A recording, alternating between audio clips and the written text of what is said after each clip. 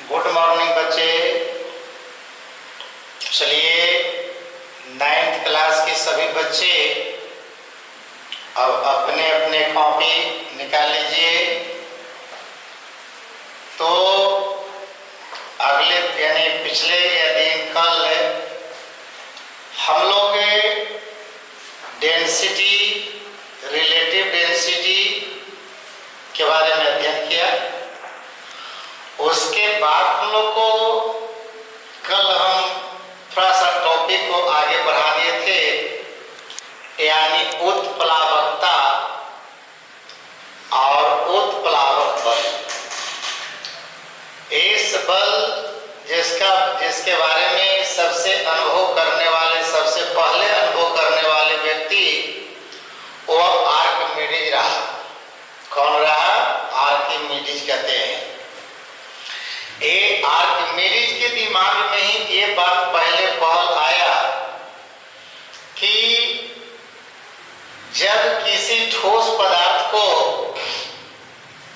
द्रव में या गैस में डुबाते हैं, जैसा कि हमने अगले दिन बाल्टी का एग्जाम्पल कुआं में डाल करके किया था। तो बाल्टी को कुआं में डाल करके हमने एक्सपेरिमेंट कल करवाए थे, आप लोगों को बताए थे। तो वहां पर आपने उत्प्लावकता और उत्प्लावन बल के बारे में समझा था। तो आज उसी कहानी से रिलेटेड हम आगे बढ़ाने जा रहे हैं। तो पहले सब विद्यार्थी थोड़ा सा टाइम लेकर के चैनल को सब्सक्राइब कर लेंगे पहले और अपनी प्रेजेंटी शो करेंगे, ठीक है? तो आइए यहाँ पर देखिए, क्वेश्चन था कि आर्किमिडीज के सिद्धांत को समझाकर लिखें।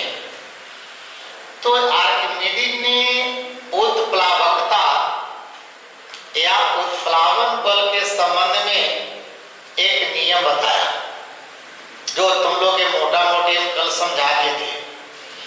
ये आर्किमिडीज यूनान का जाना माना एक वैज्ञानिक समझिए,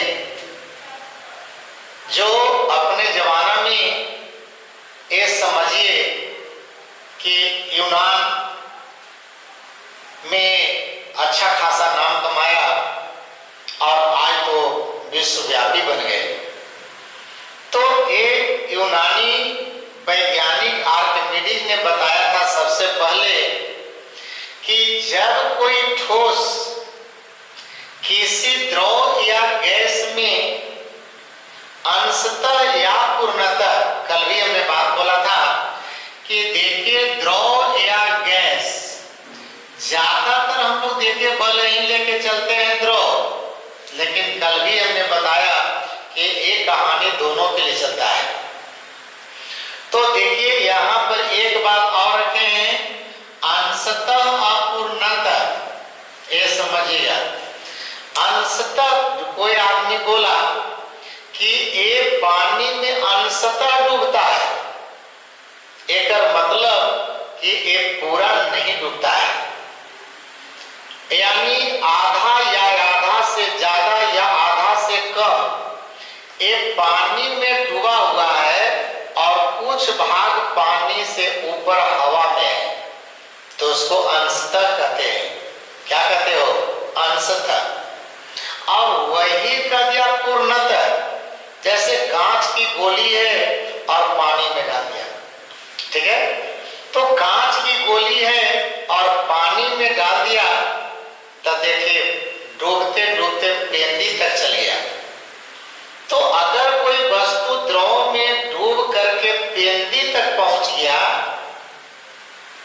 या उसका पूरा का पूरा भाग द्रव में चला गया, बात समझ रहे हो?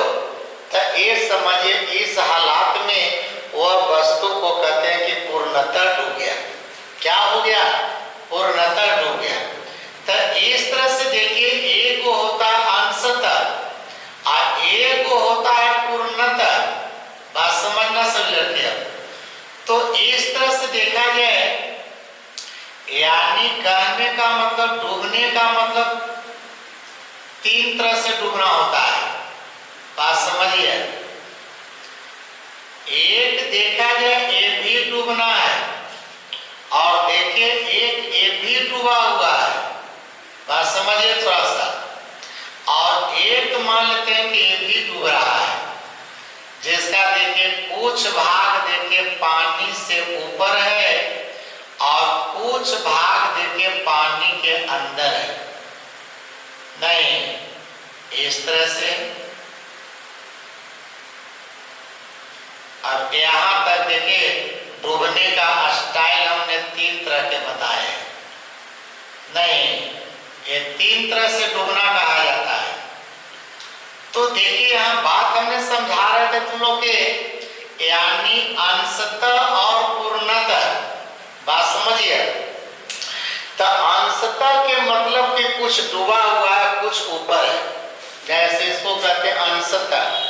देखिए कुछ भाग इसका डूबल है और कुछ भाग देखिए ऊपर है, तो ये अंशतः।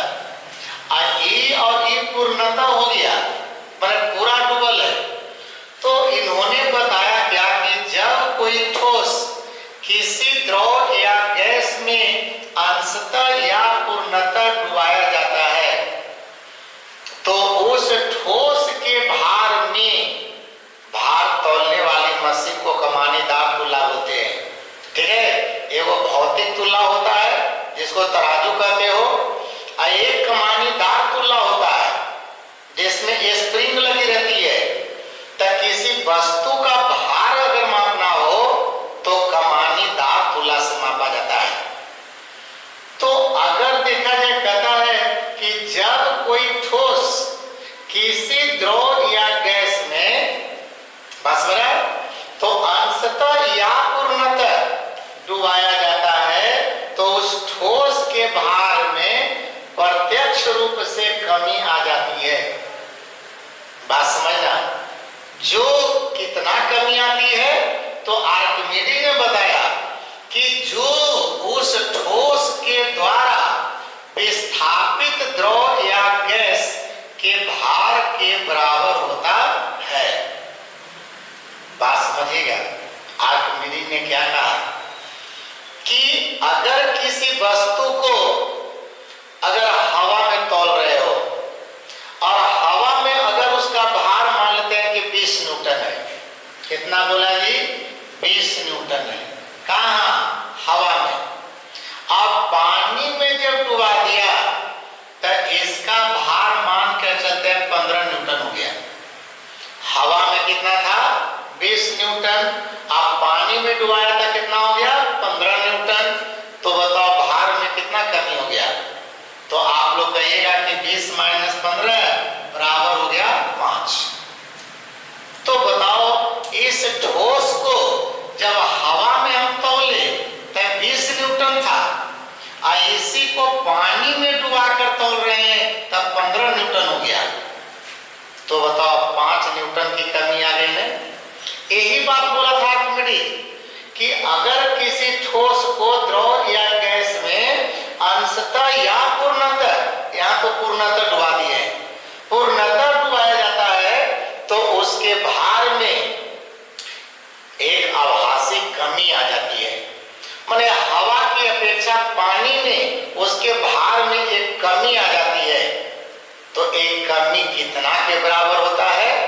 तो कहा था कि एक कमी, बताओ इस ठोस को जब पानी में डुबाया तो बताओ पानी तो पहले इतने तक भरा हुआ था नहीं, लेकिन जैसे ही इस ठोस को पानी में डुबाया और इसका जितना आयतन था वो आयतन के बराबर जगह छेका, पानी को हटा दिया। विस्थापित के मतलब हटा देना। तो बताओ ये जब ठोस बताओ द्रव में पानी में डुबाया तो इतना दूर की पानी हट गया कि नहीं? अब इतना दूर की जो पानी हट गया, ये तो पानी ऊपर की तरफ चला होगा, और ये पानी जब ऊपर की तरफ बताओ गया होगा तो ये देखिए यहाँ पर एक टोंटी लगा रहता नहीं, क्या चीज बना हुआ है? टोंटी बना हुआ है। टोंटी वाला देखा बर्तन है, इसको आप प्लास्टिक डब्बा कहते हैं।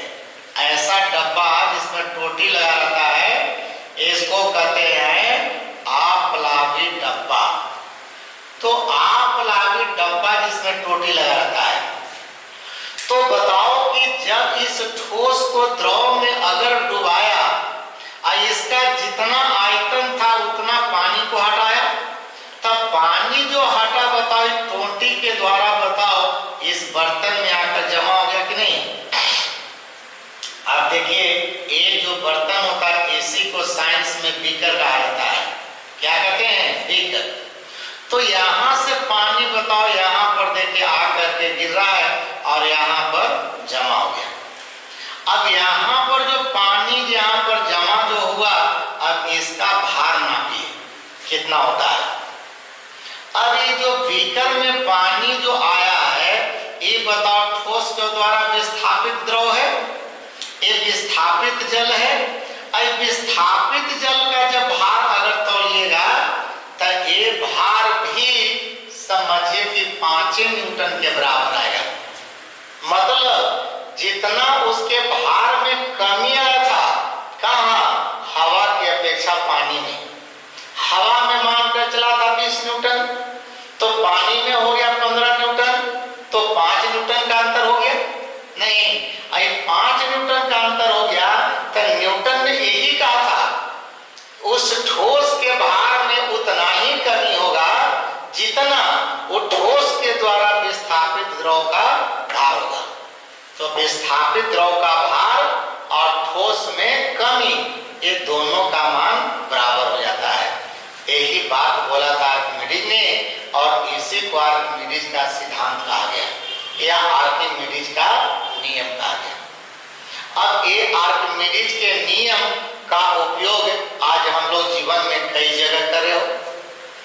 जैसे कि सोचिए आप लोग कहते हैं मानते हैं कि जल है, अब जल की शुद्धता की जांच करना है, या मानते तुम लोग को बताया था अगले दिन की दूध की शुद्धता की मापना है, किसी ठोस का अपेक्षित घनत्व मापना है। तो ऐसी स्थिति में ये आर्किमिडीज के सिद्धांत का हम उपयोग करते हैं।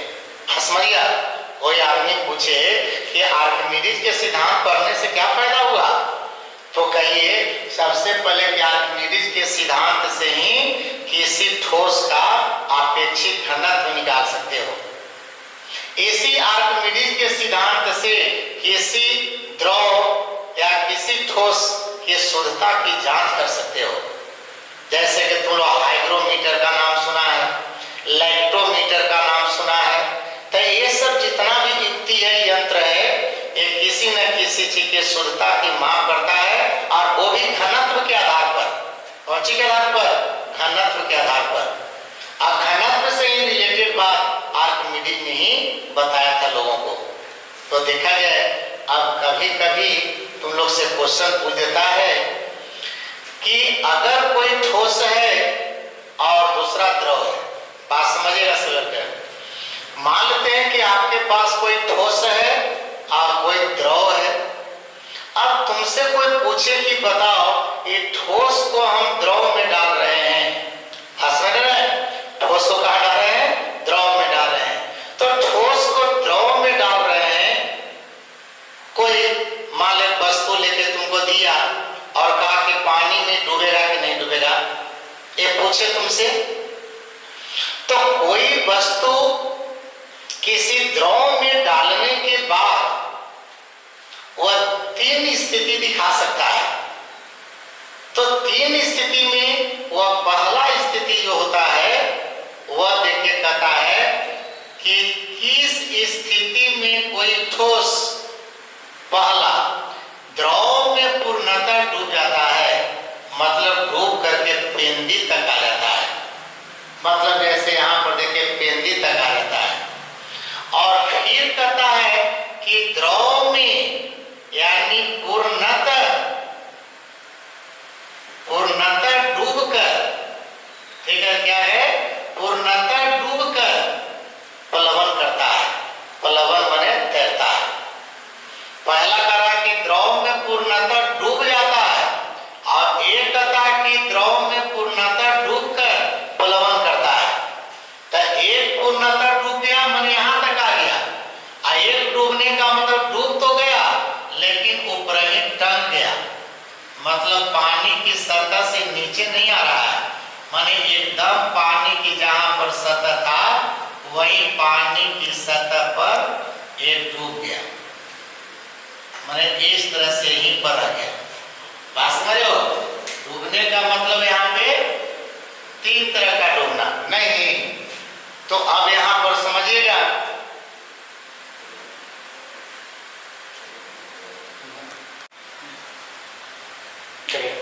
हाँ तो देखिए बता रहे थे कि यहाँ पर तीन स्थिति बनती है। पहला कब हो रहे थे कि जब किसी ठोस को द्रव में अगर डुबाया जाता है तो कहता पहला क्वेश्चन कि किस स्थिति में कोई ठोस उस द्रव में पूर्णतः डूब जाता है, माने डूब कर केंद्रित तली तक चल जाता है।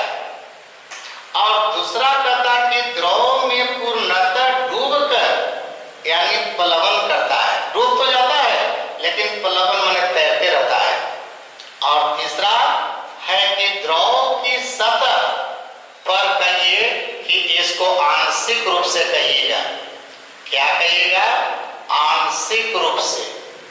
तो यहाँ पर आंशिक रूप से कहता है कि डूबकर, आंशिक रूप से डूबकर यानी प्लवन करता है। तीन तरह की बात आ गई नहीं, एक तो पूर्णतः डूबकर तली में चल जाता है, एक द्रव में पूर्णतः डूबकर प्लवन या तैरता है, और तीसरा द्रव में यानी आंशिक रूप से, द्रव में क्या करता है? आंशिक रूप से डूबकर प्लवन करता है। मैंने तीन तरह का देखिए फिगर है। मैंने द्रव के ऊपर में देखिए पहला ठोस, ये दूसरा ठोस और ये तीसरा ठोस, तीन को ठोस है। अब तीनों को बारी बारी से देखिए इसमें हम डाले हैं। अब बारी बारी से डाले हैं तो पहला ठोस देखिए द्रव में डूबते डूबते डूबते यहाँ पर आ गया है। दूसरा देखिए यहाँ से डाले तो देखिए यहाँ पर आगे गिर गया, पानी में डूब भी गया लेकिन यहीं पर रुक गया, वहां से नीचे नहीं आ रहा है और नहीं ऊपर जा रहा है। तीसरा जो देखिए ठोस को डाले हैं तो इसका आधा भाग देखिए जल में डूब गया है और आधा जल से ऊपर ही रह गया है। तो तीसरा केस ये पहला है कि द्रव में पूर्णतः डूबकर केंद्रित तली तक चला जाता है। कहां तक? तली तक जाता है, तली तक आ गया। दूसरा देखिए जल द्रव में पूर्णतः डूब गया और डूबकर प्लवन करता है।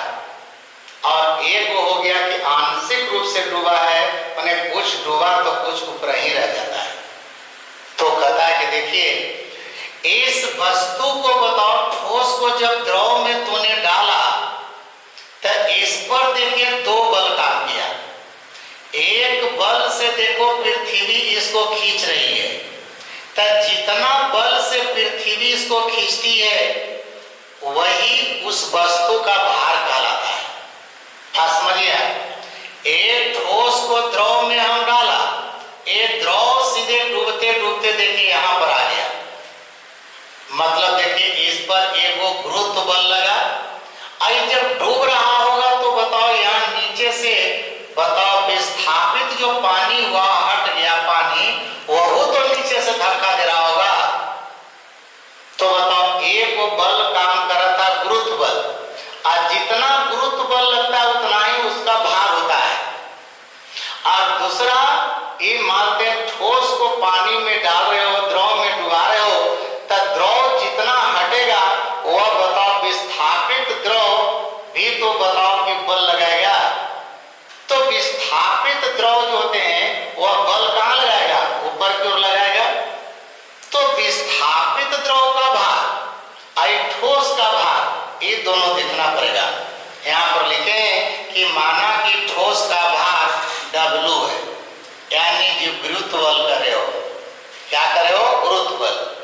तो माना कि ठोस का भार W यानी गुरुत्व बल मार रहे हो, यानी कहने का मतलब कि ये हो गया गुरुत्व बल यानी भार। और ठोस के द्वारा जो द्रव विस्थापित किया गया माने हटाया गया, तब ठोस द्रव, ठोस द्वारा विस्थापित द्रव का भार मान लिया L,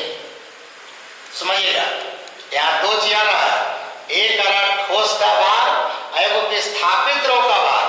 अभी दोनों भार को देखना है कि कौन ज्यादा होता है कौन कम। या समझने के लिए भी कह सकते हो कि ठोस के घनत्व को मान लिया D1 और उस द्रव के घनत्व को मान लिया हम D2, तो D1 D2 से भी फैसला हो सकता है। जैसा कि कल हमने बतलाए थे कि उत्प्लावक बल निर्भर करता है दो बात पर। पहला बताए थे कि वह ठोस के घनत्व पर भी निर्भर करता है और उसकी आयतन पर भी निर्भर करता है। दो बात कल भी बताया था उत्प्लावक बल के बारे में। अब देखिए कहता है यहाँ पर नियम पहला कि जब W माने बस ठोस का भार, W माने ठोस, तो जब ठोस का भार विस्थापित द्रव के भार से अगर ज्यादा हो जाता है, किसका भार जी? ठोस का भार। जब ठोस का भार विस्थापित द्रव के भार से ज्यादा है तो समझिए कि उस स्थिति में वो ठोस द्रव में डूबकर के तल्ली तक पहुंच जाता है। और ये स्थिति तब भी होता है जब ठोस का घनत्व द्रव के घनत्व से ज्यादा होता है। ठोस का घनत्व द्रव के घनत्व से ज्यादा होता है तभी ये बात हो सकता है। अब वही दूसरा कहानी बता रहे थे कि देखिए ऐसे डूब कर जाता है और डूब करके देखिए इस तरह की होती है।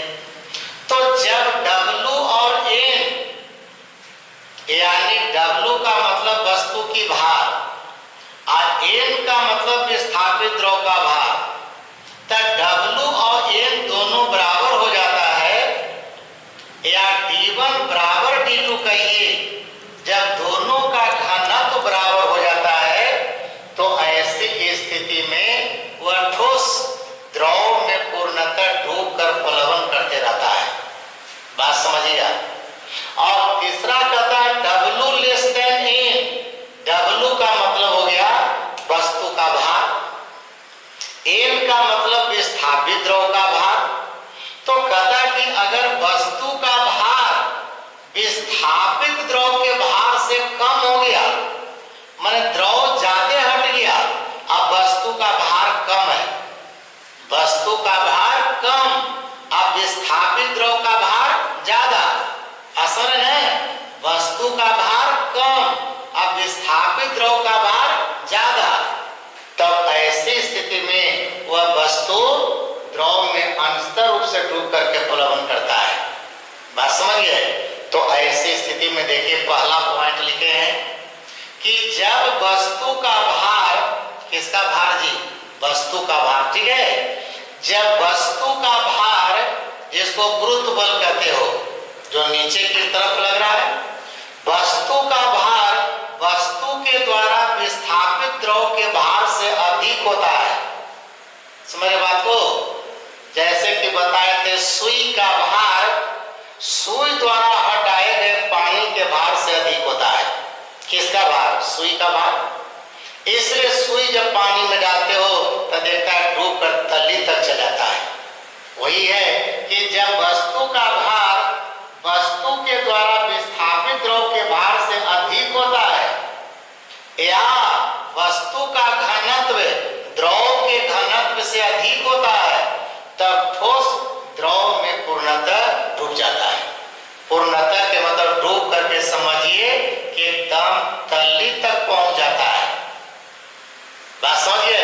ये कहानी पहला याद रखिएगा, शॉर्ट में भी याद रखिएगा। लेकिन वही कथा कि जब दोनों बराबर हो गया, मतलब जब ठोस का भार वस्तु द्वारा विस्थापित द्रव के भार के बराबर होता है, समझिए दोनों का भार क्या हो गया? बराबर। किसका किसका?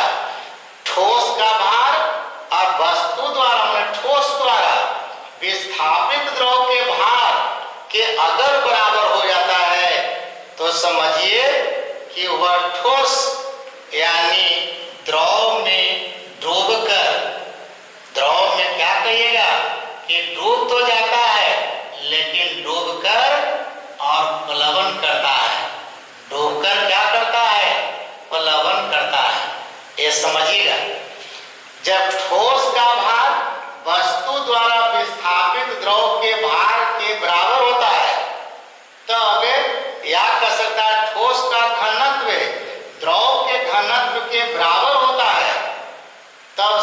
कि ठोस द्रव में डूब करके प्लवन करता है।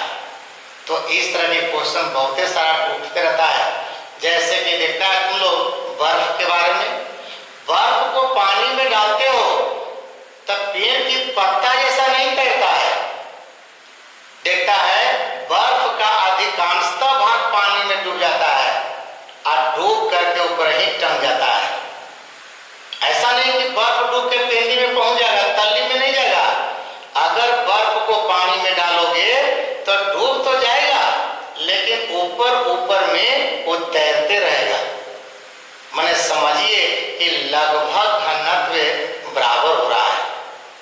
असर हो मतलब किसका? बर्फ का भार और बर्फ के द्वारा हटाया गया जल का भार, ये दोनों भार लगभग वहां बराबर हो जा रहा है। इसलिए बर्फ जो है वह पानी में डूब गया, लेकिन डूब कर प्लवन करता रहता है, माने ऊपर में तैरता रहता है। बात समझ रहे हो? तो इस तरह से सभी बच्चे समझ जाएगा कि कोई ठोस किसी द्रव में कब डूबता है, और डूबने का मतलब 3 तरह का डूबता है। और ये तीनों कौन कौन स्थिति में आता है, ये तुमसे क्वेश्चन हमेशा डालता रहेगा। तो इसको मैंने किसी क्वेश्चन का जवाब देने के पहले ये तीनों बात में सोचिएगा कि वह वस्तु कैसे डूबल है। क्या डूब के तल्ली में आ गया, कि डूब कर ऊपर ही है, कि आधा डूबल है आधा ऊपर है। और जैसा क्वेश्चन रहे उसी तरह कई तीनों में से चुनकर उसका जवाब दे देना चाहिए। तो आज यहीं तक क्लास को रखते हैं। तो आज सभी बच्चों को गुड नाइट।